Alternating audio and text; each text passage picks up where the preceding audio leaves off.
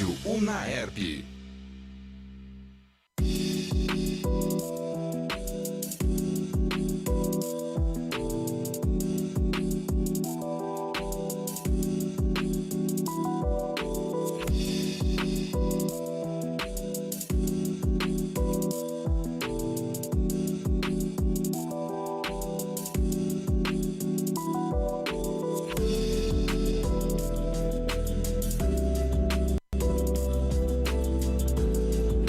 Memória da Comunicação.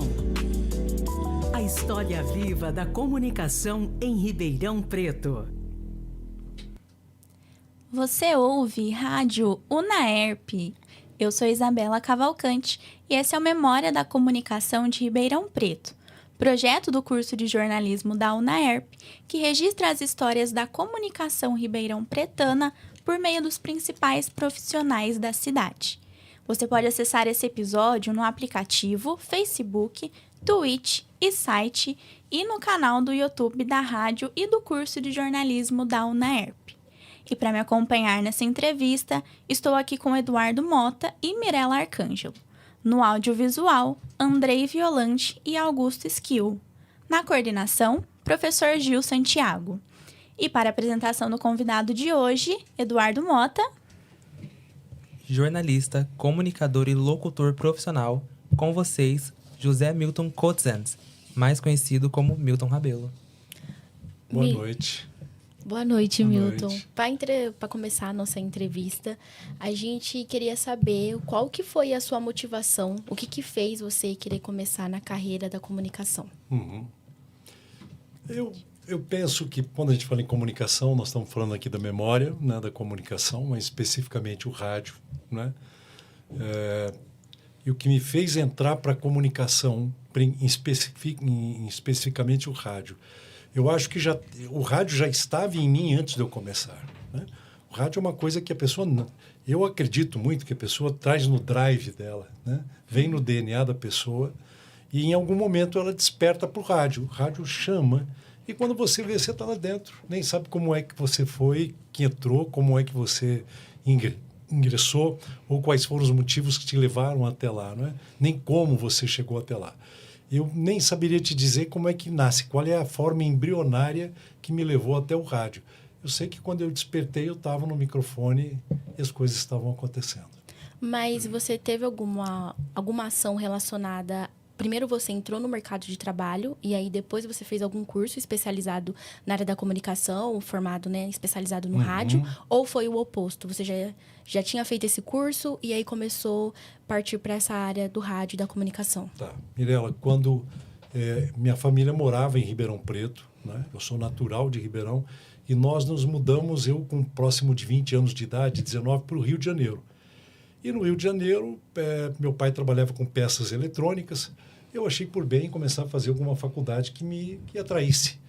E eu achei, me julgava, já tinha feito biomedicina até então. Mas eu queria lidar com gente. Mas não era através da biomedicina que me encantou, não, né? Eu fiz uma especialidade em microbiologia celular. Então, era uma coisa que não era a menor parte do ser humano. Eu queria buscar a maior parte do ser humano, não a menor. E quando eu fui para o Rio, eu prestei Sensgra Rio e passei em comunicação no Santa Úrsula de lá. E aí, o curso era de 4 anos de comunicação e 3 anos e meio depois, já faltando uma etapa para me formar, eu entrei para a Rede Globo. E sem me formar, né, confesso para você que a Globo naquela época, ela tinha um domínio muito forte, né, principalmente na cidade do Rio de Janeiro, onde era a praça máter deles. Então, eles conseguiram a certificação faltando ainda 6 meses e eu comecei a trabalhar na Globo fazendo cabine, na verdade. Então, foi por aí, efetivamente, que eu entro no rádio. Não posso dizer que era efetivamente o rádio, mas eu entrei fazendo cabine. Para quem não lembra o que era cabine de off na Globo antigamente, né? Era Tarcísio Meira, Glória Menezes, vem aí mais um campeão de audiência, Rede Globo. Aquelas coisas que é chamadinha de grade, chamadinha de off, né? Fiquei ali um tempo, depois entrei para a sonoplastia, num programa chamado Malu Mulher, que era um programa da própria TV com Regina Duarte, Najara Tureta, direção do Denis Carvalho, e eu fazia a sonoplastia daquele programa, até que um dia morre uma grande figura do rádio no Rio de Janeiro, especificamente da Rádio Mundial, que era uma rádio AM, mas muito conhecida. Morre o Big Boy, que era um dos melhores locutores da época. E aí me convidaram para fazer parte do time para suprir aquela falha que tinha na Mundial. E aí que eu ingresso em rádio. Efetivamente, eu ingresso em rádio no Rio de Janeiro. E aí, eu não sei se respondi a tua pergunta, mas é aí que tudo nasce mesmo. Embrionário foi lá no Rio de Janeiro. Depois eu vim para cá. E com quem que você trabalhou nessa época que você fazia cabine? Antes mesmo de você entrar na rádio, você já trouxe um pouco a Regina Duarte, tudo. Mas quem era ali seus colegas de trabalho no dia a dia? Como off, né, fazendo cabine, eu não tinha muito amigos, né? A gente não tinha. Tinha um pessoal que fazia sonoplastia, era um núcleo de áudio, né, da Globo lá no Jardim Botânico na época. Assim, não tinha tanta ligação com muitas pessoas do meio. Nós éramos do turma do áudio, tinha a turma do vídeo, turma do núcleo de novela, núcleo de entretenimento e assim por diante. Mas, por fazer muita cabine, eu conheci um amigo chamado Dirceu lá, Dirceu. O Dirceu, ele tinha uma característica, um sobrenome também um tanto quanto confuso quanto era o meu. E o Ed Musarif ainda era vivo. Eu não sei se já ouviram falar de Ed Musarif, né? Para os mais novos não conhecem.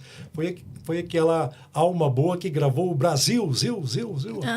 Aquele é o famoso Ed Musarif. E ele disse, mas com esse nome, Milton, você não vai conseguir emplacar no meio. Kotzent, quem que vai repetir esse nome? Então, já estava na baila o sobrenome do Dirceu também, fazendo cabine. E como existia um locutor que, na verdade, ele foi a primeira voz no cinema mudo no Brasil, que era um sobrenome Rabelo, ele, então, nos presenteou com esse sobrenome. Tanto ficou Dirceu quanto eu, cada um em cada cabine. Ele Dirceu Rabelo e eu do outro lado, Milton Rabelo. Que legal. Colegas de sobrenome. Foi, colega de sobrenome. Mas ele, com um potencial maravilhoso, o Dirceu imperou na Globo e no off da Globo durante muitos anos. Né? E eu segui outro caminho. Eu fui para a rádio mesmo, e de lá, como eu disse, da Mundial, eu vim para Ribeirão Preto a convite de um amigo querido de Sertãozinho. E era o Freitas, não lembro o primeiro nome dele, acabei esquecendo o Freitas. Uma voz, um potencial, sabe, grande. Ele tinha um vozeirão muito grande. E eu vim para cá para trabalhar na Rádio Cultura, que hoje até nós conversamos aqui nos bastidores. A Cultura em Sertãozinho. Ô, Milton, antes de mais nada, uma alegria recebê-lo aqui. Fazia muito tempo que a gente não se encontrava, não é? Eu agradeço aí a sua presença e vamos ficar encantados aí com a sua história. Eu que te agradeço o convite. Você sabe que, coincidentemente, eu também fui trabalhar em Sertãozinho. E fui exatamente quando ele foi para São Paulo para a TV Cultura. Perfeito. Aí abriu um espaço, o Freitas. Perfeito. Né? Ele foi para a Cultura em São Paulo e foi quando eu entrei com o Moa. Ele dirigia a Rádio Educação e Cultura, né? E o Moa assumiu esse período aí. Perfeito. Moacir Jatobá. Moacir Jatobá, né? Tomazinho. Ainda era Moacir Tomazini, depois que virou Jatobá. E foi muita coincidência isso, hein? Que bacana. Então, eu trouxe para Ribeirão Preto. E eu vim para trabalhar na Rádio Cultura na época com o comando, né? A propriedade da Rádio Cultura naquela época era do jornalista esportivo, do radialista esportivo. Eu falei o nome dele agora há pouco, acabei esquecendo. Do Garcia Neto. Garcia Neto. Não é Garcia Neto, é Garcia. É uma coisa por aí. Tá, da família Garcia, né? Garcia. E tinha os filhos também. Ele era de Franca, da Rádio Hertz. E ele que detinha a outorga da Rádio Cultura de Ribeirão Preto. Sim. E lá existia um locutor sertanejo de muitos anos chamado Apolinário. Lembra do Apolinário? Lembro. Era um locutor sertanejo muito antigo em Ribeirão Preto. E quem fazia junto com ele era um político na época que, claro, pegava uma carona ali da audiência do Apolinário, chamado Marcelino Romano Machado. Né? Então, quando eu comecei a fazer com o Apolinário umas entradas e umas saídas com ele lá, o Marcelino me perguntou como é que eu tinha trabalhado no Rio, e eu expliquei para ele que quando eu saio da Mundial, eu vou para 98 do Rio. Era uma rádio experimental, já sem locutor, sem operador. Só era o locutor fazendo a operação. Era uma rádio experimental naquela época, né? FM chega no Brasil em que data?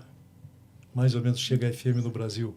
Você diz com locução, com informação? Foi... Não, o FM propriamente, a frequência modulada. Lá a frequência modulada é da década 54, de 50, né? Mas aí depois teve a etapa Vitrolão, isso, né? O Vitrolão ficou até uns 70, 70 e poucos. Isso, exato. Foi mais ou menos por aí, né? Nessa saída do Vitrolão, a 98 renova e inova, colocando o locutor e o operador ao mesmo tempo para dar uma sincronicidade melhor. Porque muitas vezes com o operador, o time você perde, né? Porque você chama para entrar e às vezes o operador ele não está tão atento ao que está rolando, ele dá um delay naquelas... E quando você trabalhava junto, a FM com o locutor, com o famoso DJ, disc jockey, nasce ali, né? E aí, então, montamos o estúdio da Diário FM assim, da noite para o dia, com os amigos que tinham lá. Marcelo Zamarian, eu não lembro mais quem compunha o corpo da Diário na época. Acho que eu, Marcelo Zamarian e mais ninguém. Depois veio o Carlinhos 45, nós apelidamos 45 pela fala rápida dele, né? Era o giro do disco, 45 rotações, ele falava muito rápido, então ficou 45 rotações. E quem mais era o Elinho também, não, acho que o Elinho veio depois, o Elinho Mazei, vieram outros depois. Aí montamos a Diário FM, no estilo DJ, e tudo começa a partir dali. Vem o Marcelo Zamarian, e a gente trabalha... Ele também estava com operador e locutor, depois agrega só como locutor, fazendo a operação conjunto. Nasce o FM dinâmico, nasce o FM in time naquela época, que era uma coisa muito vitrolão, né? A própria audiência não estava acostumada muito com fala. A pessoa reclamava muito na época também, né? Dizia, pô, tá tocando música aí, para de falar um pouco, porque a gente quer gravar. Antigamente gravava através do rádio, com aqueles gravadores antigos. E quando a gente falava, dava uma quebrada na gravação do pessoal ali. Inclusive, a gente tem uma foto que foi você que enviou, do período que você estava na Diário FM. Isso. E aí mostra... Você quer apresentar cada um deles que estão ali? Mirela, aqui é o seguinte... a Valéria era a nossa recepcionista na época lá. O Marquinhos Super Luxo, ele está lá em cima, no alto, no canto direito. Marquinhos Super Luxo, porque foi um sobrenome dado, porque ele era bem assim... Ele é bem pomposo no ar, ele tinha uma pompa diferente no ar, né? E depois, ali no meio, era o diretor da rádio, o diretor artístico, o Renê, que até hoje está por aí. Eu estou aqui na foto, aqui embaixo. Não parece, naquela época tinha mais cabelo, né? Então, sou eu aqui. Moacir Jatobá, Geraldo, Geraldo, o sobrenome dele é... Era Gera Big Nose, né? Pois é, Big Nose. Geraldo Marcão. Porque é o Geraldo Marcão. Porque o Geraldo, carinhosamente, por conta de uma expressão, uma feição mais árabe, vamos colocar assim, né? Ele tinha um nariz um pouco mais avantajado, então o pessoal carinhosamente botou Big Nose nele. Vem aqui embaixo o Fernando Maruti, que era o programador, Elinho Mazei lá em cima. Mazei era o sobrenome de um grande locutor da Rádio Rock do Rio, que era o Elinho Mazei mesmo, que era o Julinho Mazei, na verdade. Então ele adotou esse sobrenome. Jatobá também adotou porque era o Jatobá, antigo locutor de cinema mudo também, não é? E o Fernando... Qual é o ano dessa foto aí, Milton? Você Hoje tem mais ou menos uma referência. Porque a Valéria está novinha ali, né? Está novinha, tem cara ali de 18 anos, 16, tá no começo 18 anos. De diário ali também, né? Mas eu acredito que deva ser por 80, 81, 82, porque quando eu começo no Rio de Janeiro, já era 78. Porque eu vim para Ribeirão em 82. E eu virei Gil por causa do Geraldo. Porque eu sou Geraldo e ia ficar dois, imagina dois. Verdade, brigando ali no ar. É verdade. Não ia dar certo, né? É verdade. Isso aí me jogaram esse Gil e ficou. Né? Ficou. Mas ele é o culpado, viu? Ele é o... Não sabia disso. Ele é o titular de Geraldo, né? Geraldo. E é mais ou menos isso aí mesmo, e o Geraldo, 82, 83. A gente teve tanta amizade no começo, era bem, né, nós éramos bem unidos ali, era um grupo um time bem unido. Tanto que eu me tornei tão próximo dele que acabei sendo padrinho de casamento dele. Né? E assim ficamos até hoje, a gente se fala ainda. Mas esse time da Diário era fantástico, era uma das coisas que mais se comentava na cidade, né? De comunicação mesmo. E as vozes, né? Vocês eram vozes e referências para a região inteira. A Clube ainda não estava no auge dela, né? Porque chega uma época que a Clube também ela monta um timaço, né? A Clube acho que estava começando a ter um investimento mais pesado em comunicação, né? Porque tinha o Curió de manhã, era um outro estilo de comunicação. A Clube era muito mais, né? Tinha mais programas, né? Programas específicos, né? Tinha o Curió, tinha o Bill James, que falava inglês, né? Tal, ali, uma coisa toda. Não era um rotativão, né? Ainda não estava no rotativo. Né? Não, aí não, já era. Tinha o Paulinho Boa Pessoa à tarde, era esse... E eu vim para o lugar do Paulinho. O Paulinho fazia AM de manhã e fazia FM à tarde. Ele resolveu investir no AM, né? Que era o público dele, ele fazia shows em circos, enfim, né? E eu vim para o horário dele, então já tinha esse... E já estava um crescente de audiência muito forte mesmo a Clube, né?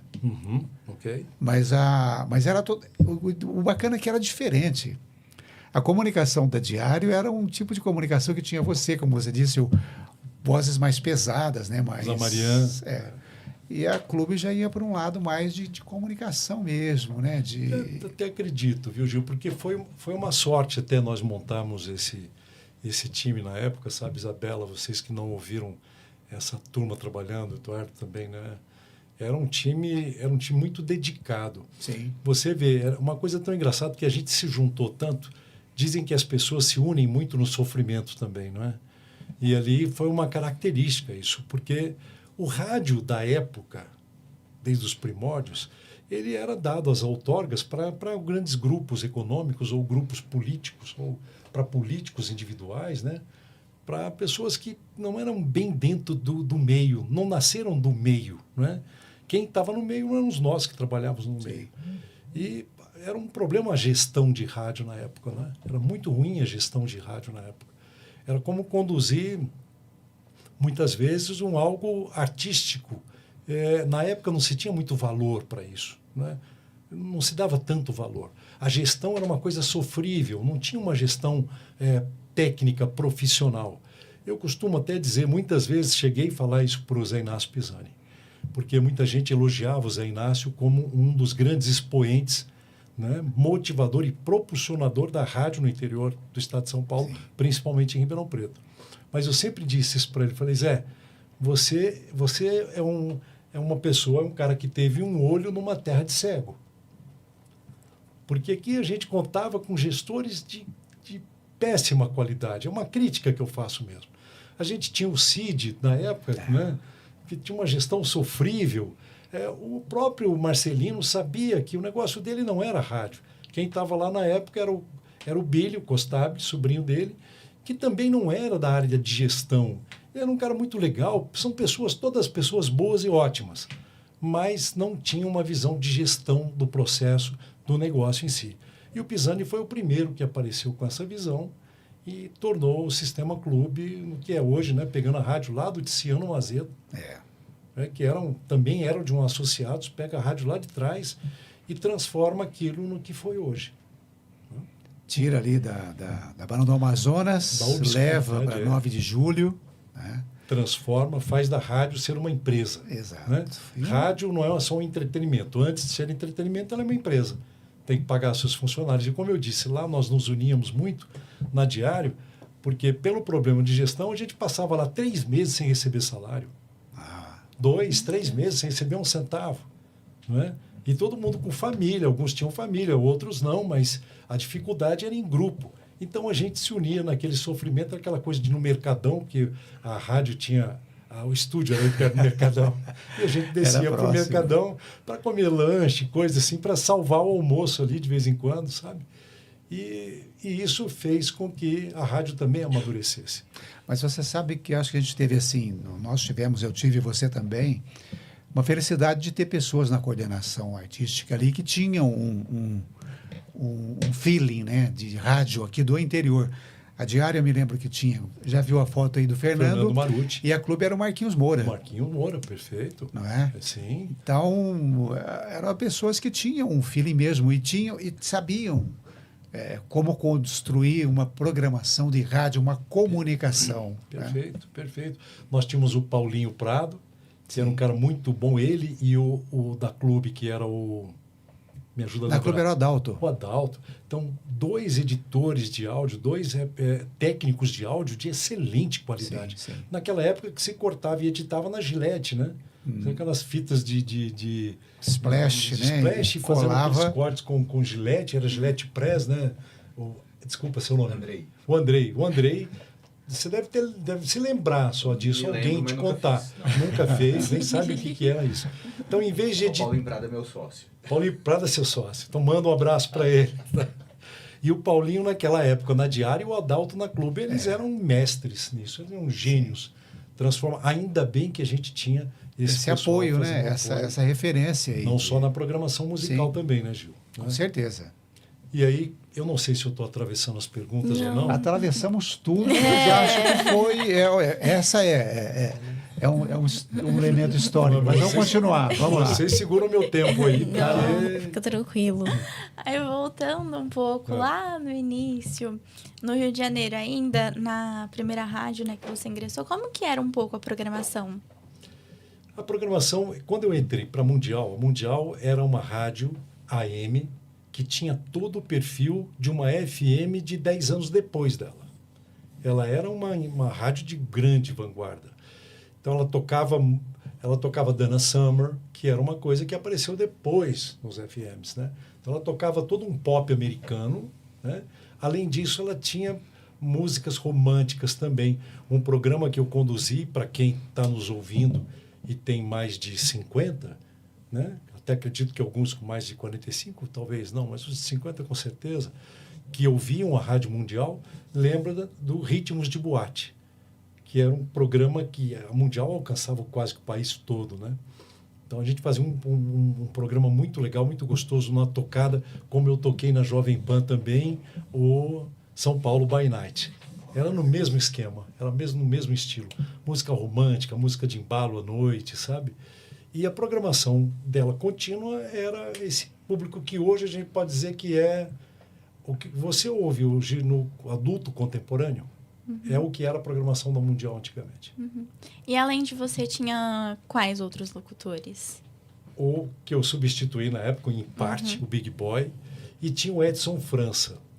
O Edson França, ele fazia alguma coisa na Mundial, agora eu não vou lembrar o nome dos outros 2 que estavam lá.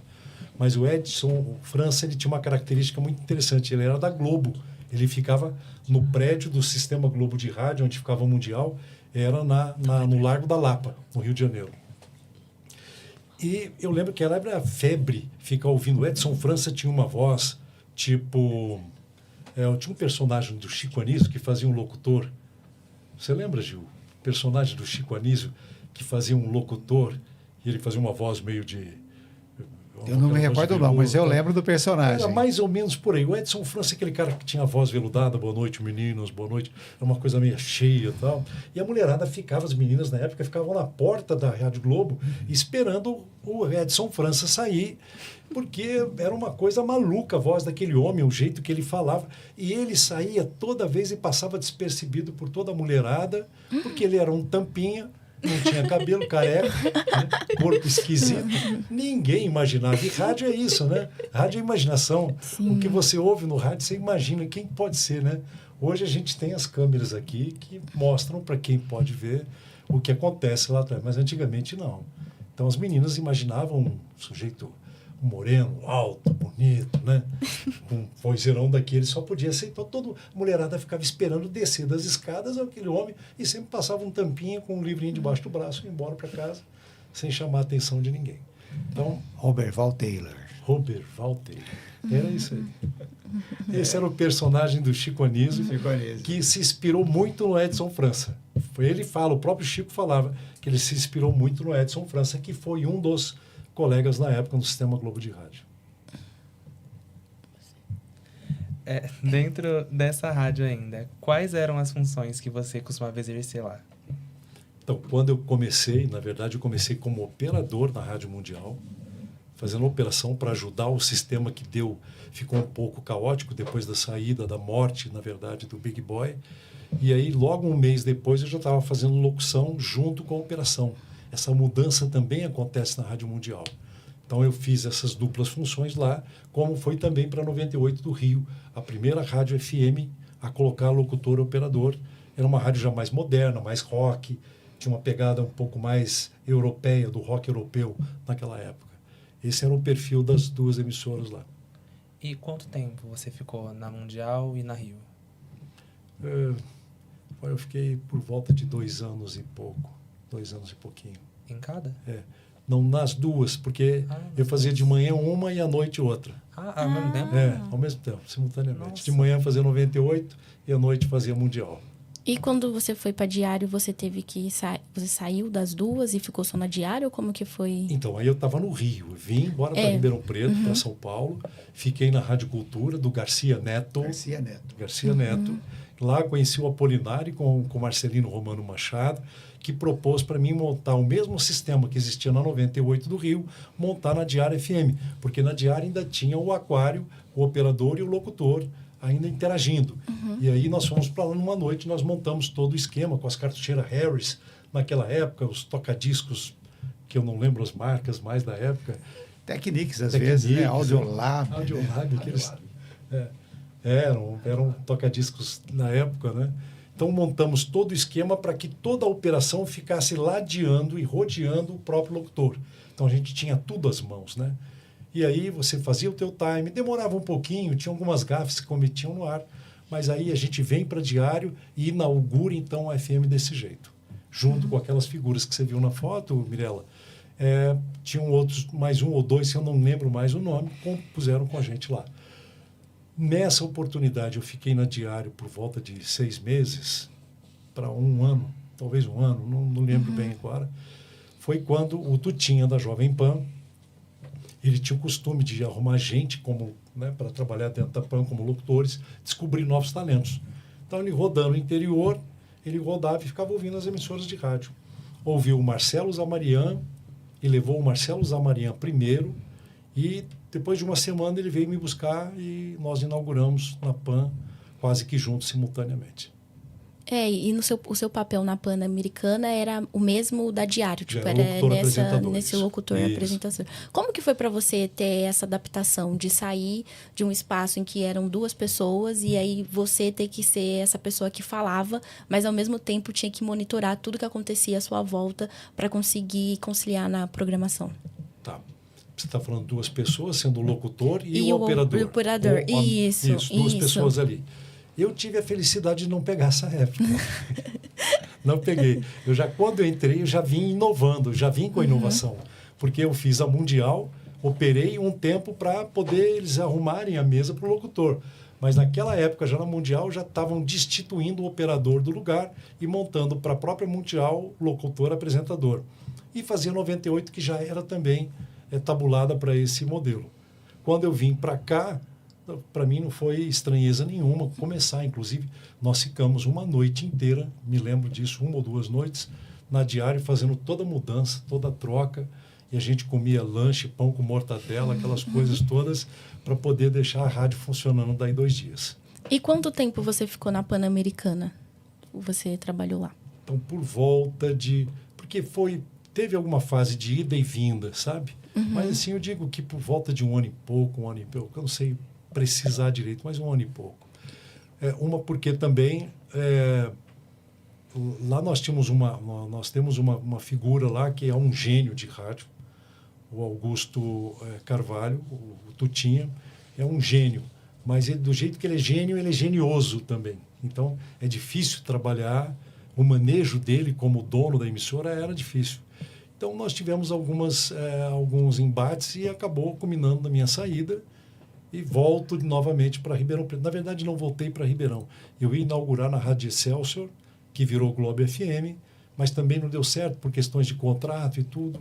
Nessa época, eu tinha um familiar que não estava muito bem aqui em Ribeirão Preto. Acabei voltando para ficar perto da minha mãe. Então, nessa época foi que eu voltei para Clube. Foi nessa época, voltando da PAN, que eu entrei para Clube. Né? Depois teve uma outra volta para Diário também, mas teve uns pulos aí, né? Mas aí eu me assentei mais na Diário. Depois, na Clube. E como que era o seu trabalho, o seu cotidiano dentro do sistema da Clube?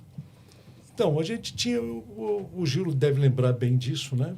Como locutor operador, você tem 4 horas no ar, que é uma média padrão da época. Além disso, a gente tinha um estúdio de gravação, geralmente à tarde, né? Ou era o Adalto, ou era o Paulinho, para fazer as gravações dos comerciais, dos anunciantes, dos horários dos programas, dos rotativos, né?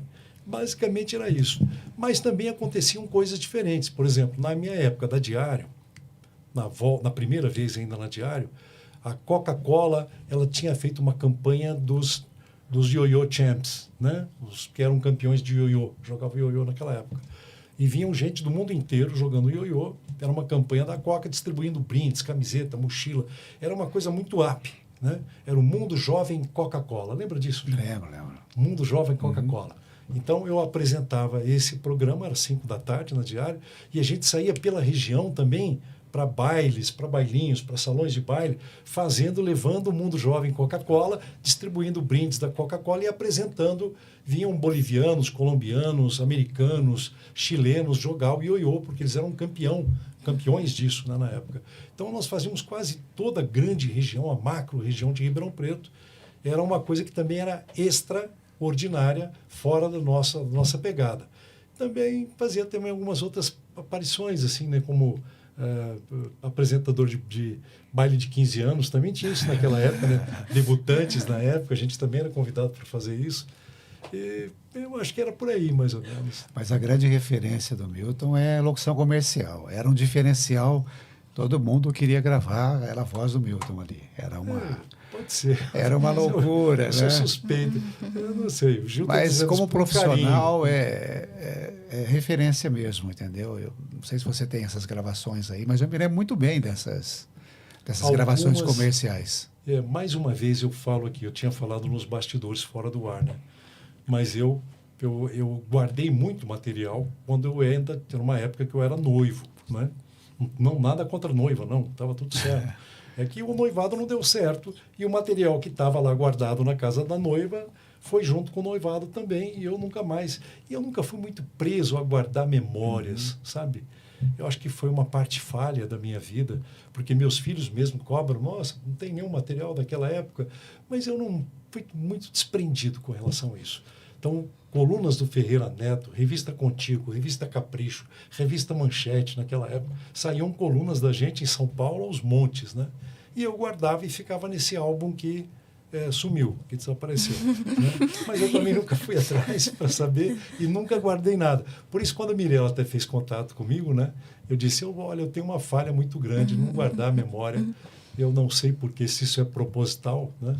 Se é uma coisa que eu faço não querendo ficar sendo nostálgico, né? Passando o olho e lembrando. Mas uma coisa eu tenho de bom, eu guardo tudo na memória. Sabe? Eu tenho isso na minha memória. O carinho e o afeto que eu tenho pelo rádio, com os amigos que eu passei. Foi a melhor fase, né, da vida, porque essa fase de saída da adolescência para jovem adulto, é um período que você faz umas amizades muito fortes, né? Quando adolescente, assim, pré-adolescente, nem tanto, mas já adolescente, entrando para o jovem adulto, parece que essas amizades, como aqui vocês, né, dentro do campus, é uma época que vocês formam uma amizade que às vezes leva para sempre, ou pelo menos a memória dessas amizades, né? E no rádio, por batalhar tanto, ter tanta dificuldade na época, a gente se fortaleceu muito, era uma coisa nova, então a gente guardou. E eu prefiro guardar assim, né? Às vezes no papel, eu gosto de lembrar de coisas, porque lembrança... Olha, a minha vida em rádio não foi longa. A minha vida em rádio ela não foi longa, mas ela foi muito mais intensa do que eu imaginava. Porque em curto espaço de tempo, eu saí de várias emissoras de rádio e fui para as maiores emissoras do país, né? E terminei bem indo para outra área que eu descobri que era tão encantadora para mim quanto era o rádio também. Então, eu fico feliz por eu ter tido uma época curta de rádio e intensa, porque foi muito intensa. O que eu tinha para conhecer dentro de rádio, eu acredito que eu conheci. Gostaria de ter ficado mais, mas nem sempre você escolhe o caminho. Tem hora que as coisas te levam para um lugar, né? Eu tinha que usar aquilo tudo que eu aprendi em rádio também para difundir para outras áreas, que é para onde eu fui depois. E saindo agora dessa parte da rádio... Você é psicólogo, né? Psicólogo, psicanalista. Isso. Como que você se interessou? Como que foi essa passagem? Interessante. A passagem foi assim, eu estava, sabe, Isabela, estava em São Paulo e eu comecei a fazer, eu montei duas agências de marketing em Ribeirão Preto. Eu não sei se o Gil lembra disso. Nós tivemos alguns amigos que fizeram sair da clube já para montar a agência de marketing. E eu fui fazer ESPM em São Paulo. E fazendo ESPM, você, para fazer marketing, eu fiz marketing comercial e marketing político. Você tinha que entender muito do desejo, né? Por que as pessoas compram? O que levam as pessoas a comprarem, a consumirem? Qual é esse efeito mágico que acontece na mente de um indivíduo que faz com que ele consuma? E foi aí que eu fui apresentado a um sujeito chamado Sigmund Freud. E eu me apaixonei por esse cara. Né? Eu achei ele encantador, com umas ideias muito loucas, né? E com uma teoria assim, vasta, muito grande. Me apaixonei e comecei a estudar a psicanálise. Levei 9 anos para fazer um curso ortodoxo, que me dava base para isso, porque para ser psicanalista, obrigatoriamente pela IPA, o Instituto Psychanalytic Association Internacional, fundado pelo Freud, que está hoje em Viena, na Áustria, ele só aceita ou médico ou psicólogo para ser psicanalista. Psicanálise não é um curso regulamentado, não existe regulamentação. E no Brasil tem muito oportunismo, então se não está regulamentado, vamos fazer um curso então de 3 meses, 5 meses, 10 meses, 11 meses, e assim formam psicanalistas por aí, né? Mas a psicanálise só pode ser exercida profissionalmente aos olhos do IPA, através pela medicina ou então como psicólogo. Eu não era psicólogo, mas eu era biomédico. Isso me deu licença para poder fazer a psicanálise na época, que levei 9 anos. E no meio do caminho da psicanálise, eu resolvi entrar para a psicologia também. Aí eu, terminando a psicanálise, eu estava já mais ou menos no meio do curso de psicologia. Eu fiz 6 anos, porque eu fiz licenciatura plena também, fora do curso. E aí eu montei consultório, montei um treinamento, porque nesse período, para ser bem breve, nós abrimos uma empresa, depois que fechamos a agência, na 9 de julho, perto da clube, que era Codsen Associados Franchising. Foi uma das primeiras empresas de franquias de Ribeirão Preto. Então, eu estava junto com um irmão também, que tinha um pouco de conhecimento na área, e nós começamos a cuidar de um braço de uma empresa grande chamada Restico. E a Restico cuidava de quem? McDonald's, na sudeste para baixo do Brasil. E eles precisavam encontrar algo que desse mais maturidade para os empresários. Uma franquia do McDonald's é uma coisa cara. Né? Então, todo mundo sabe que hoje, para você montar uma franquia média, acredito eu, deve rodar por volta de 80, 100 mil dólares por aí. Uma franquia pequena, vamos colocar assim, tá? 150 mil dólares é uma média. Daí para fora. Então, quem consegue montar é quem trabalhou já em banco por muitos anos, numa empresa qualquer, que já tem um fundo de garantia gordo, tem uma empresa... Isso acontecia muito na época. O pessoal largava o banco e ia montar uma franquia do McDonald's, por exemplo. Qual que é o negócio do McDonald's? Qual é o negócio do McDonald's? É o desejo. Desejo. Mas qual é o core business deles? Porque você entra no McDonald's para fazer o quê? Comer Comer o quê? Lanche. McDonald's feliz. Todo mundo acha que o negócio do McDonald's é fast food, né? E, na verdade, não é. Hoje, o maior negócio do McDonald's é a imobiliária. É uma das maiores imobiliárias do mundo, né? E isso que é a grande rentabilidade do McDonald's, é isso. Você, quando vai para um shopping, por exemplo, você vê o McDonald's lá, aquela loja é do McDonald's. O contrato que eles têm se a Mirella quiser um McDonald's, se a Isabela quiser, você vai pagar por um contrato e vai alugar aquele espaço. Eles alugam para vocês todo o mobiliário e tudo mais. Se você falhar no processo, o contrato é leonino, você vai sair com uma taxa pequena, quase com uma mão na frente e outra atrás, porque não deu certo, e você investiu 300 mil dólares, 250 mil dólares, num projeto como esse, até muito mais, 500 mil dólares, talvez num shopping, e você perde o padrão de vida e eles não perdem nada, né? Porque o espaço é deles. Já houve uma época em que o McDonald's concorreu com a Igreja Católica em termos de ponto estratégico nas cidades, em termos de igreja. Então, isso na época a gente foi contratado porque muita gente que perdia tudo. Teve um caso no Rio que foi emblemático, onde o pai ele primeiro colocou o travesseiro no rosto das 2 filhas pequenas, matou as 2 filhas, a mulher, e depois se matou, porque ele perdeu o padrão de vida. E o McDonald's, lógico, eles estavam preocupados com isso. Começaram a descobrir uma coisa que para a franchise era novidade na época até também. A ABF, no Brasil, Associação Brasileira de Franchise, eu ajudei até a formar o conselho. Qual que era a preocupação? Bom, franquia, o que é franquia? Franquia é todo um processo ou serviço que é padronizado, mega padronizado, né? Então, McDonald's é a mesma imobiliária, mesma fachada, mesma logo, 2 hambúrguer, carne, queijo especial, cebola, picles, num pão com gergelim. Tudo formatado, bonitinho, lindo. Só não se formata gente. Gente não dá para formatar. Então, você encontra vários tipos. Pessoas boas de administração, boa de gestão, outras horríveis, e isso dava esse desequilíbrio na própria massa de franquia deles. É onde nós entramos para trabalhar com treinamentos na época. E aí nasce um treinamento voltado para PJ, inteligência emocional, inteligência em negócio, e nós montamos isso para não só McDonald's, para a Restco, na verdade, mas também para empresas de informática, que eram concorrentes da Microcamp na época, Compo e Laco de Fiore, que foi uma grande rede de perfumaria no Brasil também, e assim por diante. E aí, depois esse caminho vai para um outro caminho também, mas se mantém aí por uns quase 30 anos esse treinamento, fazendo para empresas. E foi mais...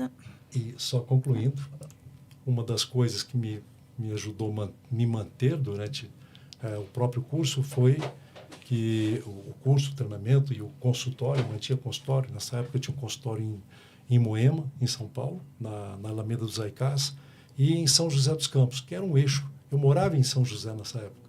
Então eu abri o consultório lá em São Paulo. E uma das coisas que me manteve mais ainda, né, ligado nesse processo foi quando um dia me abre a porta do consultório e me aparece uma moça em desespero, porque o filho tinha morrido e quem matou, a suspeita até então era o pai, era o caso Isabela Nardoni, em que eu tive o prazer de trabalhar durante quase 3 anos e atendo ela até hoje. Até hoje eu atendo ela como psicoterapeuta dela, num caso que foi emblemático, né? Um dos maiores casos, o maior fórum de maior tempo em termos de justiça, né, que nós tivemos no país, e com toda a comoção que houve. Então, trabalhar com ela foi muito bom também, foi desafiador, né? Hoje, com tudo que aconteceu, tendo descoberto que o próprio marido, não o marido, porque ela não se casou com ele, mas o próprio pai da menina é quem mata a menina, junto com a Jatobá, Ana Carolina Jatobá, que fez a esganadura e tudo mais, e a menina cai. A gente teve que enfrentar uma dificuldade muito grande em termos psicoterapêuticos, sabe? Esses casos eu conto porque eu já comentei na Record, já falei na Globo sobre eles, então ele é público e eu tenho licença dela para poder falar, né? Você imagina, pelo trauma que passa, né? Uma mãe que perde uma filha desse jeito, ela é uma menina nova, 19 anos, né, para 20, teve um filho de um caso, não era marido, foi 3, 4 vezes, teve a menina legal, ela cresceu com 5 aninhos, ela ia para casa do pai com a madrasta lá e estava tudo bem, estava numa boa. E ela, como menina nova, saía para as baladinhas dela também, a Ana Carolina, até que alguém avisa num dia desses no bar, olha, sua filha caiu na piscina. Vieram com aquela história do gato subiu no telhado, sabe? Então, sua filha caiu na piscina, corre para cá, e ela sai correndo de onde ela estava com as amigas, mas já no carro falaram para ela, ligaram e falaram, olha, não é bem na piscina, ela caiu no gramado do prédio, do 6º andar, mas ela ainda está viva. Então foram vários pontos traumáticos nessa história. Quando ela chega lá, a Isabela ainda estava viva, respirando. Então, com a ajuda dos paramédicos, colocaram ela na ambulância e ela foi seguindo. Quando chega no PA, no pronto atendimento, é que no atendimento constataram então o falecimento dela. E aí vem o outro trauma, sua filha morreu de fato. E depois descobri o trauma maior, que quem matou foi o próprio pai, junto com a madrasta. Tudo que aconteceu naquela época e tudo que nós atravessamos, quando foi para ter a audiência, foi para ter o júri, eu tive que trabalhar com ela. Eu conheci o Sembranelli, que era o promotor na época, o doutor Maurício Fosse, que era o juiz, E nessa época, eu tive que trabalhar ela, ter que ver a filha, porque ia ter que apresentar as fotos do IML. E no IML abriram tanto a capa craniana da menina, da Isabela, para mostrar os traumas sofridos no cérebro, abriram a vagina e todo o corpo genital, partes também do baixo abdômen, alto abdômen, para poder ver quais eram as feridas. E eu tinha que mostrar isso para ela, porque a hora que aparecesse isso lá, na hora da audiência, não poderia haver comoção. Eu tinha que cuidar dela e da família toda para não haver comoção, porque qualquer movimento no sentido de comover, chorar, né, ter uma expressão emocional qualquer em júri, você pode induzir o júri pela emoção, entende? E aí dá a dissolução do conselho de sentença. Suspende todo o júri, suspende todo o processo, para. Então, eu tinha que fazer com que ela pudesse ver as fotos no telão de tudo aquilo que o IML fez com a filha. Então, foi um momento de tensão também, foi um grande momento. E depois, resumindo toda a história, passados-se os anos que passaram, nós tivemos 2 intervalos de 1 mês, 2 meses assim, longe, sempre voltamos a trabalhar juntos. Hoje ela é casada, muito bem casada, tem um casal de filhos, entrou para a política para defender, ela fez do luto a luta e foi para cima, né? Hoje ela tem bandeiras voltadas à violência contra a criança, foi uma vereadora mais bem votada no Brasil, a 2ª em São Paulo, e agora candidata a deputada federal com as mesmas bandeiras, levando isso para o Senado, levando isso para a Câmara Federal, para evitar que novas crianças sejam violentadas e como estão sendo violentadas, e também a mulher, a violência contra a mulher. Então foram 2 maneiras legais que nasceu de todo esse processo de luto, né? De elaboração do luto, de um amadurecimento a respeito da violência de uma forma em geral. E como que foi para você, né, durante todo esse caso, lidar com um caso tão... Porque estourou no Brasil inteiro quando aconteceu. Como que foi para você lidar com cada processo da investigação e lidar com ela em si? Porque eu não imagino a dor de uma mãe de perder uma filha tão nova ainda. Com uma idade que é praticamente a que eu tenho hoje. Não imagino. É verdade. Você está com quantos anos? 19. Pois é nessa idade. Imagina ter uma filha como a Isabela, que era uma menina, que era uma graça de menina, né? E ali não sofreu só ela. A mãe, a dona Rosa, que é a mãe da Isabela Nardoni, da Ana Carolina Oliveira, ela sofreu tanto mais até quanto a Isabela, né? Porque viviam mãe, avó e neta, né, juntas. Ela trabalhava, então tinha um vínculo forte também. Nós temos, como psicanalistas, nós somos obrigados a ter supervisão de tempos em tempos. Porque para você não se desviar, para você não entrar dentro do processo que a gente chama de contra-transferência dentro de consultório. Você se envolver de forma tal a ter que se afastar muitas vezes de casos. O caso da Ana Carolina não foi o único terrível que eu peguei. Só que esses casos eu não posso divulgar porque não foram públicos, né? Então, existe aí a questão da ética profissional, né? Sigilo profissional. Então, do caso da Ana Carolina, como foi público, então público a gente fala, né? Tem a licença dela. Mas a supervisão me ajudou muito. Então, eu tive vários bons supervisores que me ajudaram a me alinhar também, porque depois, quando acaba o processo com a Ana Carolina Oliveira, eu resolvi sair de São Paulo e dar um tempo, 6 meses depois, porque foi não só o caso dela, mas outros foram muito intensos para mim, né? E hoje eu atendo online, meu consultório é muito mais online hoje do que presencial, e eu continuo fazendo consultorias dentro de empresa, porque isso me ajudou a ir para a empresa também, porque é onde eu encontro a maior parte das relações hoje estão dentro da empresa, e desde o começo, no princípio de tudo, eu pensava assim, sabe, Gil? Eu pensava assim, eu queria entrar dentro das empresas também para fazer o trabalho com a massa, com o povo, não é? E eu pensava assim, se os processos dentro de empresas são todos muito parecidos, se você pegar qualquer tipo de processo, plano de ação, uma análise qualquer tipo de diagrama que possa fazer análise de empresa, você compra hoje até bons softwares numa banca de revistas, se bobear, não é? Então todo mundo está igual. Por que as empresas, então, todas não são um sucesso? jogava isso para pensar num time de futebol. Por que que o Corinthians termina campeão brasileiro e entra no próximo campeonato, às vezes até não consegue chegar na 15ª posição, 14ª posição? Por quê? Se continuaram os mesmos jogadores, o mesmo técnico. O que muda? Bom, muda muitas coisas. Muda porque o outro time também se preparou melhor agora, porque aqui o pessoal entra de salto alto, né? Tá mais com excesso de confiança e acha que também vai continuar fazendo a mesma campanha que fez. E nós estamos falando de gente, entendeu? É de vontade. É uma coisa que é difícil de você encontrar. A pessoa entra na empresa, você olha a primeira curva de competência, de desenvolvimento da pessoa dentro da empresa, é alta. Nos 3 primeiros meses, depois começa a cair. Por que adapta-se tanto assim? Né? Por que a pessoa vem? Por que não é assim, até mesmo na convivência? Você encontra um namorado, Mirella, não sei se tem namorado, se tem namorado, né? Começa a namorar primeiro, nossa, é só sedução, né? Mulher, só o jogo de sedução, não é isso? Que lindo, maravilhoso. Você começa a fazer coisa que normalmente você não faria. Para quê? Para encantar o teu par ali, não é?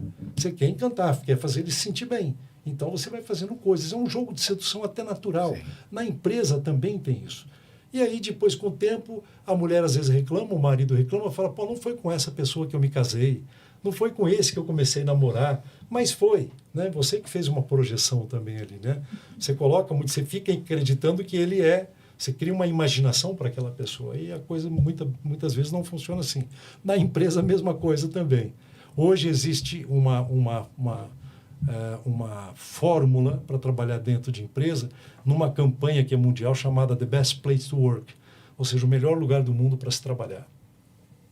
As empresas estão preocupadas com isso hoje. Não adianta só você, não é só saber o que é que a Isabela tem que pode trazer para a empresa, mas o que a empresa também pode te dar. Essa troca é importante, né? E quando você atinge esse nível, você tem excelência e tem talento retido dentro da empresa. Fora isso, não. Então, nós estamos lidando com gente. E, do jeito, ela podia estar no divã, pode estar frente a frente no consultório, ou pode estar dentro da empresa, é gente do mesmo jeito. E os conflitos, tanto em grupo quanto não, eles se alternam. O indivíduo, quando entra num grupo, ele altera esse grupo. O grupo altera esse indivíduo. Isso vira um ciclo. Vocês estão fazendo aqui, vocês têm um grupo aqui de projeto. Se entrar, o Gil determinar que tem que entrar mais uma pessoa de outro lugar, e essa pessoa entrar nova agora, não vai mexer com vocês? Sim. Né? Fala, pô, mas está chegando um novo aí, né? Não é bem o nosso estilo, não está calhando muito bem, pode dar certo, pode não dar. Então, vocês vão alterar o procedimento, o comportamento daquele indivíduo que entrou, e vocês também vão ser alterados pela entrada dele no grupo. E isso tudo são relações que acabam conflitando dentro da empresa e tornando ela menos produtiva do que deveria ser. Você sabe que eu estou pensando aqui numa matéria que eu vi num dos canais americanos aí, analisando a questão da inteligência, né, a IA, e um senhor, um especialista lá, falando que o grande investimento hoje das empresas é em inteligência emocional. A IA emocional, né? Okay. Porque a racional hoje ela faz praticamente tudo. Perfeito. Né? Mas quem que é a pessoa que está no comando ali, né? Que está coordenando todos os processos, né, de uma empresa? Basta pensar, você tem razão, Gil, e basta pensar numa coisa. A inteligência artificial ela não cria nada. A inteligência artificial ela só reproduz aquilo que já existe. Exatamente. Né? Dentro do jornalismo, que é a área de vocês, eu estou falando isso porque, como diretor de jornalismo que eu estava no grupo lá de Araraquara, agora no último tempo, né, nós recebemos lá muitos profissionais do meio que levavam inteligência artificial para fazer pauta. Então, para que você precisa de redator? Você entra com a inteligência, ela domina, monta a pauta para você rapidinho, em alguns segundos. Você não tem CLT, você não tem encargos sociais, não precisa de água, nem para trabalhar no escuro, não precisa nem de luz. Né? Mas jornalismo não é isso. Então, é o que eu falava, o jornalismo não é para pegar aquilo que já foi publicado, porque a IA vai pegar aquilo que está publicado. E eu tenho que descobrir aquilo antes de ser publicado, porque se já foi publicado não é um jornalismo mais de vanguarda, eu já não estou fazendo furo, não é? Exatamente. Então, a IA não funciona bem nesse sentido, sabe? Ela funciona e ela é boa, ela é parceira para você buscar, fazer pesquisa, agilizar processos, mas não para ter aquilo como uma base, uma referência, né? E a inteligência emocional, Gil, tem a ver exatamente com isso, né? Você entender que o teu currículo te coloca dentro do emprego, mas o que te mantém lá é a inteligência emocional. Saber lidar com gente. Sim, é exatamente isso. Vamos lá, meninas e meninos? A gente gostaria agora, vai iniciar o tópico sobre empreendedorismo. E aí, trazendo esse assunto sobre a inteligência emocional, como que você enxerga que a inteligência emocional impacta para pessoas que querem se tornar empreendedoras e até mesmo para você que é empreendedor? Como que isso modelou você para entrar nesse meio? Mirela, eu acredito que eu tenha entendido a sua pergunta, que é como que isso impacta dentro do meio, né? Eu diria em tudo, em todo o processo. Porque o ser humano, se a gente vai falar de gente, a base já é essa. Se eu estou falando de gente, todo ser humano é emocional. Necessariamente ele é emocional. Vou te dar um motivo até para quem está nos ouvindo também, nos vendo também, um motivo claro para isso. Para quem já assistiu o filme O Silêncio dos Inocentes, né? Filmaço, que traz à baila a psicopatologia elevada à psicose, né? Onde o sujeito lá era um psicótico, né? Ele era um psicopata. Então, tem um momento que ele corta a cabeça do indivíduo lá e come o cérebro dele frito, não é isso? Um pedaço. O cérebro, ninguém sente dor no cérebro, por isso que ele pôde fazer aquilo. Tem todo um fundamento científico no filme. Mas o que quer dizer, o que eu quero dizer com isso? Um sujeito que tem, quanto menos emoção ele expressa, mais patológico ele é. Porque se eu não tenho emoção nenhuma, eu não sou um cara levado para qualquer emoção, eu posso matar minha mãe sem problema, eu corto o rosto dela, tiro um olho, não sinto nada. Esse é o nível de psicose mais alto que existe. Então, o ser humano ele é dotado essencialmente de emoções. E as emoções elas têm que ser equilibradas para poder agir com a razão. Você não tem uma parte no cérebro que fala, isso aqui é emoção, isso aqui é razão, como a gente vê nos desenhinhos por aí, né? Não, você tem que equilibrar as suas emoções para agir de forma mais racional. Porque se você estiver desequilibrado aqui, aquele tanto de raciocínio, de cognição que você tem, fica comprometido pelo teu desequilíbrio. Quando que a gente olha, veja, vamos lá, voltar no caso da Isabela. O pai, quer dizer, o Alexandre Nardoni, ele era um cara que estava fazendo, já estava concluindo o direito, já estava no 4º ano de direito, 5º ano de direito, e já ia prestar o OAB. E era uma pessoa de boa cabeça, uma cabeça muito boa. O pai dele advogado também. Como é que pôde ele, de repente, pegar a própria filha, pegá-la viva do chão ainda, cortar a grade, jogar ela, e na hora de jogar, ele teve contato visual com o olho dela, porque a cabeça ficou na parede, pressionada, e ele pôde olhar o rostinho dela e soltar as mãos dela do 6º andar, ainda viva. Como que a gente classifica uma pessoa dessa? Né? Qual é a ordem, qual é a natureza que tem ali? Então, emoção zero, né? Emoção quase zero. Então, a gente pode estar lidando com um psicopata? Tá, podemos estar lidando com um psicopata. É aquela pessoa que não tem emoção. Então, a emoção, ela tem que estar presente, mas controlada. E aí, como é que eu controlo as emoções? Bom, depende de quais emoções você está sentindo, né? Mas o equilíbrio, ele é essencial. Como eu disse aqui para o Gil, o teu currículo te coloca dentro de uma empresa e o que te mantém dentro dela é a tua capacidade emocional de lidar com as emoções. Não é isso? É isso que te mantém. Emoção é que faz o ser humano, é o grande motor humano. A gente fala da vontade, Schopenhauer falava isso, né? Você é movido, você tem um pêndulo, o ser humano, ele dizia isso, era uma das teorias dele, que o ser humano vive num pêndulo, né, entre sofrimento e tédio. Sofrimento porque você sofre, porque eu quero ter uma coisa que eu não tenho, então eu vivo em sofrimento. Eu comprei um iPhone 16, mas, puxa vida, saiu 17. Cara, eu quero 17, fico sofrendo para ter o 17. Né? É o desejo, desejante, o ser humano é desejante, ele tem vontades. E depois, quando é que você entra no tédio? Estou sofrendo, adquiri o que eu queria, seja lá o que for, o iPhone 17, o carro, a casa, o namorado, a namorada. A hora que eu encontro o objeto que eu desejava e eu o tenho, eu entro no tédio, porque agora eu não preciso mais. Eu já tenho. E geralmente você projeta muito, você cria muita expectativa em cima daquilo que você deseja, né? Então, é aquilo que eu falei, você começa a namorar alguém, você vai projetando, nossa, que cara legal, ele deve ser assim, ele deve ser assado, ele deve fazer isso, deve fazer aquilo. Você vai criando uma pessoa que não é.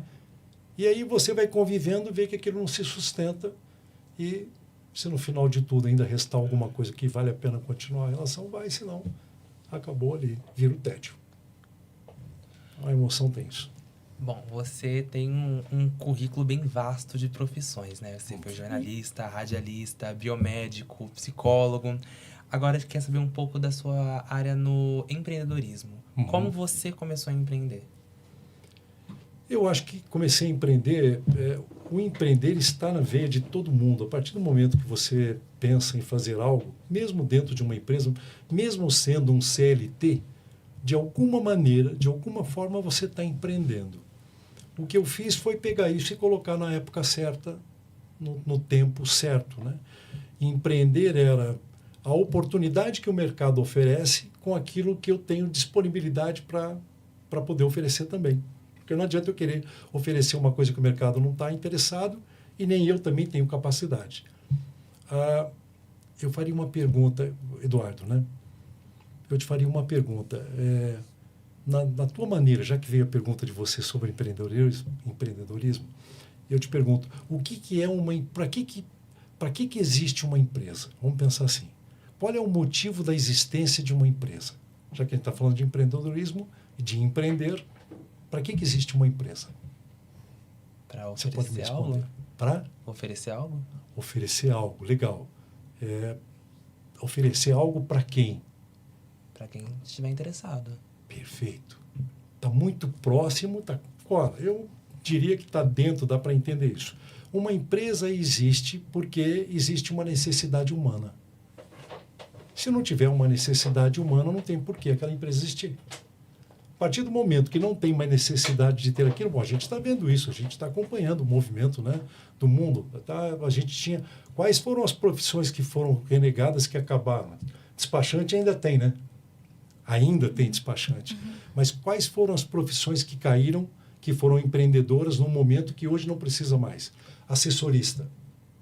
Lembra assessorista de elevador? Vocês não pegaram isso? Não. Tinha um sujeito que entrava no elevador, não é? Você tinha um sujeito sentado, perguntava qual andar você vai, quinto andar. Ele lá mexia a manivela, ou apertava o botão e você ia para o quinto andar. Você não podia operar o elevador.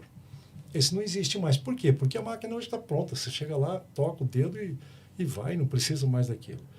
Qual outra a gente poderia dizer que sumiu, que desapareceu ou está em fase? Datilografia. Datilografia, isso, eu pensei nesse. Que mais? Ajuda a gente a pensar. Tem o contador do ônibus. É verdade, Cobrador. Passa o cartão. Perfeito. Então, quantas profissões deixaram de existir porque não existe mais aquela necessidade humana? Não tem o porquê mais. A empresa, então, você quando começa a empreender, é quando você começa a oferecer algo que existe uma necessidade. Esse é o primeiro ponto. Se você descobrir isso, e o que é, e se na tua área tem demanda para aquilo, perfeito, você já faz a empresa nascer. Aqui em Ribeirão nós temos o NAGE, né, que é o Núcleo de Empreendedorismo da USP, que fica num setor, eu esqueci o nome de lá agora, como é que chama o Núcleo de Empreendedorismo da USP? Fica perto da área industrial aqui em Ribeirão. Tem um nome, talvez quem está ouvindo a gente ou nos vendo lá sabe bem do que eu estou falando. Esfera, alguma coisa assim? Não lembro direito.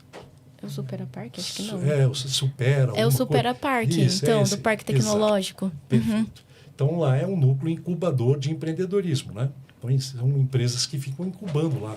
Startups ficam lá incubando. Então, o empreender é isso, é experimentando o mercado. Tem uma necessidade? Eu vou fazer... Bom, já dizia Thomas Edison lá atrás, que inventou da lâmpada. O que ele dizia? Uma frase que era célebre dele. Ele inventou muitas coisas, inventou lâmpada, inventou outras coisas mais. Ele dizia, eu me dedico a coisas que eu sei que vai ter um uso, porque se não vai ter um uso, não tem o porquê eu ficar tentando inventar um negócio que não vai ter uso nenhum, não tem o porquê. Eu inventei uma geringonça, para que serve? Não sei. Eu tenho que inventar algo que seja necessário para a humanidade. Então, parte-se desse princípio. O empreender e o empreendedorismo vem muito a reboque disso, viu, Eduardo? Porque Qual é a necessidade que nós estamos tendo hoje? O que a pessoa hoje está necessitando em termos de produto, de serviço? Os caras do Uber descobriram isso quando todo mundo andava de táxi. E aí, de repente, começou a desaparecerem os táxis e o Uber apareceu. Uhum. Bom, que é um outro que acho que talvez você, como criança, talvez pegaram, isso nem sei se pegaram, mas o nosso amigo, o Andrei, ele talvez tenha visto fita cassete. Não era fita cassete? Então você ia na locadora, aquele monte de fita de filme lá, e aí de repente entrou quem? Os streamers e acabou com as locadoras. Quem investiu, tinha um grande Blockbuster, era uma rede mundial de locadoras de vídeo, dizia, ela é uma empresa que entrou em falência em curto espaço de tempo, recuperação judicial e depois falência, porque não conseguiu sustentar. A necessidade que o mercado tinha não era de fita cassete, era de ter uma facilidade maior. Você ia lá alocar uma fita, não era complicado. Chegava lá, esperava, tinha uma fila, aí você tinha que ir lá na prateleira o que tinha, qual era o filme, levava embora para casa, chegava lá, não estava rebobinado, você tinha que rebobinar, botar aquele troço lá no videocassete, ficava vendo, às vezes estava dando dropout, aqueles riscos, não? O vídeo estava ruim, não estava saindo o áudio, voltava com a fita, era um problema. E hoje você senta em casa, na TV, na tua Smart, tu clica lá em qualquer streamer, você assiste o filme e pronto. Quer dizer, foi substituído pela Netflix, as locadoras. Sim. Era uma necessidade. Da época. Consegui responder? Não? Sim. Atualmente, você continua empreendendo? Continuo. Na verdade, hoje eu ajudo o empreendedor. Hoje eu sou consultor de empresas. Então, toda essa bagagem que eu trouxe, eu vi que ela caberia dentro de uma consultoria. Porque o que é ser um consultor? É você ter uma ideia bem ampla a respeito de todo o mercado para oferecer o maior número de soluções possíveis, porque você conhece daquilo que está falando. Então, no começo, no princípio, eu sabia, eu tenho que ter bastante formações para poder entender de muitas coisas. No meio do caminho, eu ouvi muitos colegas dizerem, Milton, mas você acha que é certo isso? Bom seria você se especializar numa coisa, e você fica bom naquilo, como médico, né? Vai lá e faz gastro, e faz neuro, e aí fica especialista naquilo.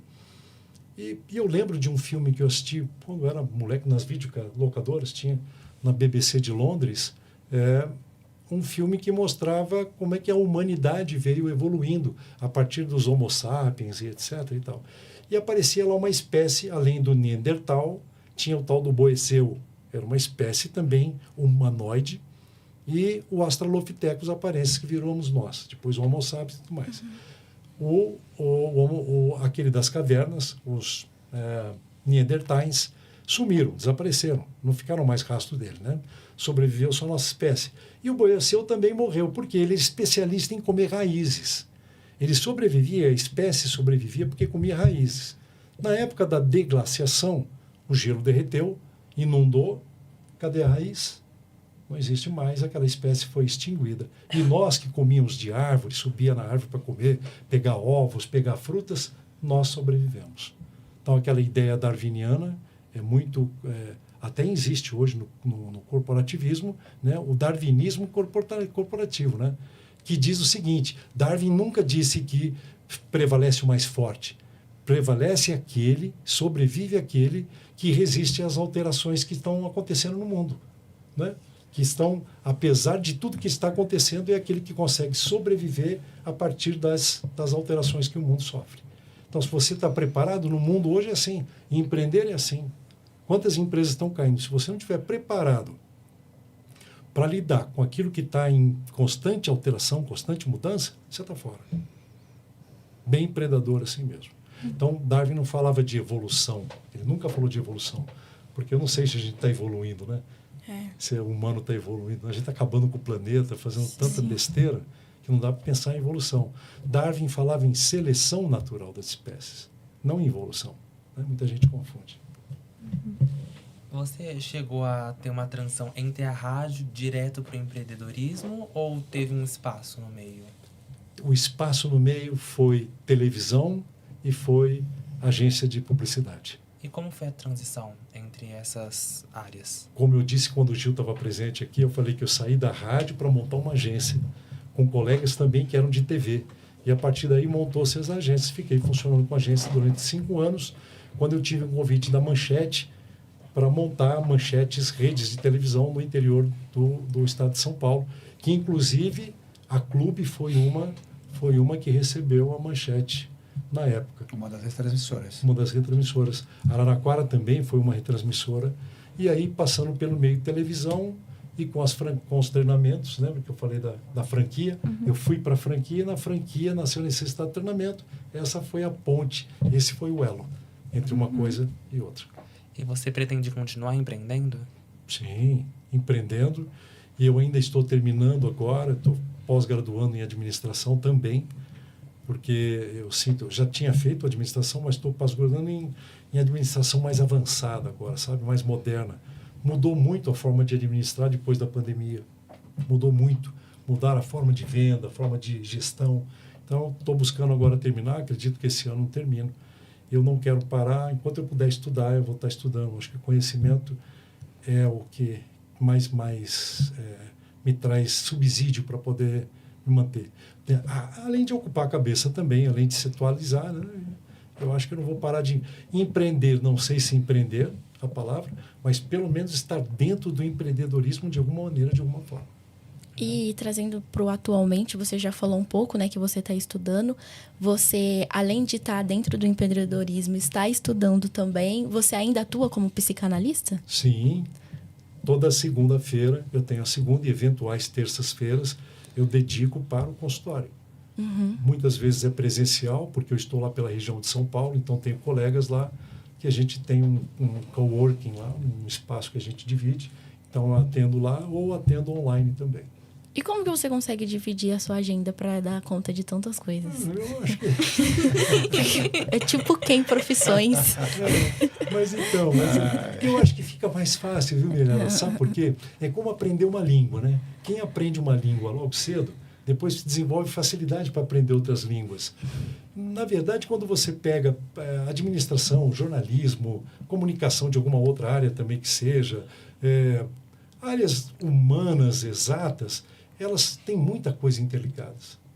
Tem curso de gestão, por exemplo, tem muita coisa ligada com jornalismo. Em jornalismo você aprende. O que você aprende em jornalismo? Você vai ver como é que é. Você tem um pouco de antropologia para entender o ser, não tem? Você tem filosofia, não tem? Tem. E isso tudo é básico em muitos cursos, até de administração, de psicologia, psicanálise, se estuda muito, né? Principalmente antropologia. Então, no fim, você vai vendo que tem muitas coisas que se interligam. E fica mais fácil ainda você fazer a levada do que você sair de um curso. Eu não faço coisa muito radical, entende? Não estou aqui e vou estudar física quântica. Né? Aí também não dá, não encaixaria dentro do meu escopo, né? Mas você pode observar que está tudo dentro, tudo funciona bem para mim. E quais ensinamentos que você teve no período da rádio que você leva para a vida atualmente, que você percebe que te ajuda dentro do empreendedorismo, enfim, dentro da sua agenda de várias profissões? Uma das coisas que é a maneira de falar, a forma. Eu descobri uma coisa no rádio, assim como todo professor de faculdade, também acredito que já descobriu isso. Antigamente, o conteúdo era a bola da vez. Você trazer conteúdo, eu chegar aqui e falar de uma coisa e ficar falando muito sobre aquela coisa, hoje já não é interessante mais. E por que não? Porque você pega o ChatGPT, você pergunta para ele ali rapidinho, ele te conta uma história muito mais precisa, muito mais envolvente e te traz um conteúdo maravilhoso. Então, o que eu aprendi muito com rádio não é o conteúdo, o que importa é a forma. É a forma com que você passa a informação. É a maneira que você encanta. É isso que traz, sabe, louvor para aquilo que você está fazendo. É isso que traz crédito. Porque você pega um professor chato, aquele professor já sala cheia, 8, 9 horas da noite, alunos cansados, trabalharam o dia inteiro, e ele começa, então, isso, aquela voz monotônica, ele anda, você está lá no fundo, você já está dormindo, você não consegue nada, né? Se você não virar, não cantar, não fizer uma musiquinha, não entrar com um jingle qualquer e cantar uma fórmula, né? Você não vai encantar, você não vai prender atenção, porque você está disputando hoje com quem? Com o TikTok, com o Instagram. Se você lá na frente não fizer alguma coisa que mude isso, Então, a forma que vale hoje. O conteúdo ele é importante, continua sendo, mas a forma com que você passa é que muda todo o contexto. Só uma coisa, você continua produzindo para o YouTube? Às vezes, aí sim, quando dá tempo. Não, porque eu indico, é fantástico, é uma narração fantástica e a reflexão, são reflexões. São reflexões. Reflexões. Eu indico para vocês buscarem lá no YouTube, que vale a pena. Não só o conteúdo, mas a forma de apresentar esse conteúdo. Nós temos lá um canal no YouTube chamado Frigicast. Frigicast era exatamente isso, para fritar as ideias mesmo, sabe? A ideia era levar conteúdos de uma forma que fizesse com que as pessoas pensassem. Ninguém tem razão, ninguém é dono da verdade, porque, de novo, a gente vai cair nessa... Tem gente que gosta de dizer, não, a verdade, existe uma verdade sobre tudo, né?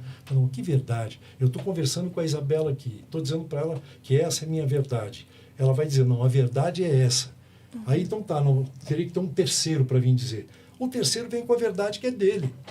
Sim. Aí você pergunta, mas então onde que está a verdade? A verdade está para cada um. Lá dentro do fórum de Santana, quando do julgamento do casal Nardoni, foi exatamente isso. Você sabe que um júri é composto hoje por 7 elementos, né? 7, para não poder dar par, nunca tem empate, né? Por ser 7.